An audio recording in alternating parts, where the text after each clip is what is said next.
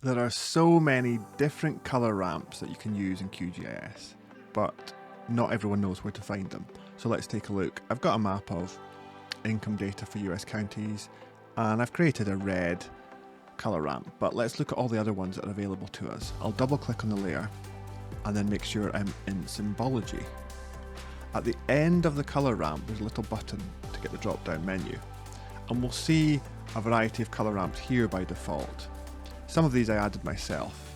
If we go to all colour ramps, we can see loads more. But that's not actually all the colour ramps accessible to us. If we go to create new colour ramp, we'll see options here. If I hit gradient and then OK, we can just create our own gradient. If I click the drop down, we can see there's two other options, CPT City and Colour Brewer. So let's choose Colour Brewer and go to OK.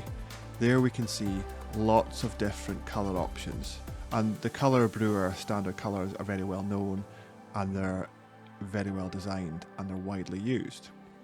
So that's one option. If I go back to the drop down and go to create new colour ramp, I could also go to something less well known, CPT City, and OK. Now there's loads of choices here, and a new little window will open up with all the options, and I'll drag that into screen.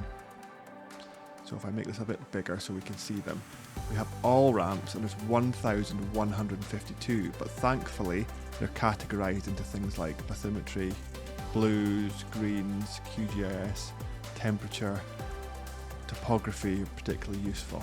And we can also sort them by author as well on the All by Author tab.